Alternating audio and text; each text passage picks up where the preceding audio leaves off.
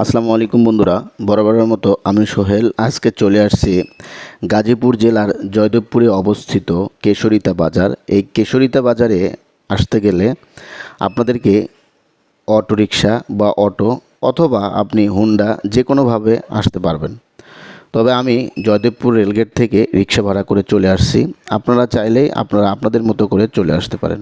আমরা এই কেশরিতা বাজারে যখন আসি তখন আমাদের মূল উদ্দেশ্য থাকে যে আমরা নৌকায় ভ্রমণ করব। বন্ধুরা, আমরা যাচ্ছি সেই কেশরিতা বাজার। তো কেশরিতা বাজার যাইতে আপনাদের সাইডে অনেকগুলো সেই সবুজের সমারোহ গাছগাছালি দেখা যায়, যা খুবই সুন্দর এবং খুবই ভালো লাগে। আমরা এই চলে আসছি কেশরিতা বাজারে। এই কেশরিতা বাজারে একটা বট গাছ রয়েছে, যে বট গাছটা বিশাল বড়। এই বট গাছের নিচে অনেক ভ্রমণপ্রিয়সী ভাই বোনেরা এসে বসে থাকে। আপনারা চাইলেও আপনারা আপনাদের ফ্যামিলি নিয়ে আসতে পারেন। এই কেশরিতা বাজারে বর্তমান যে নতুন আকর্ষণ সেটা হচ্ছে এই অ্যাকুয়া বিলাস রেস্টুরেন্ট। এটা নদীর মাঝখানে অবস্থিত। এখানে যাওয়ার অবশ্য পথ রয়েছে।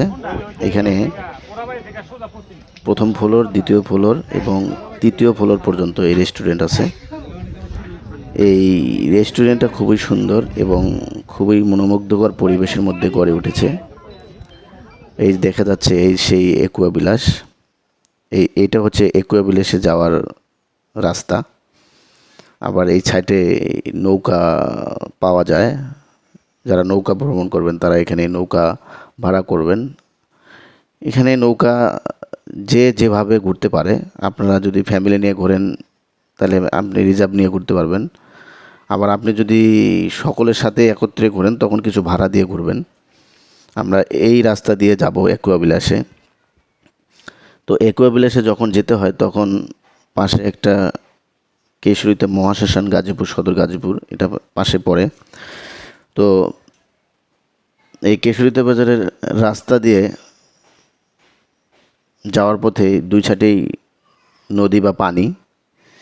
আর যাতে হয় কেশরিতা বাজারের ওই রেস্টুরেন্টে একদম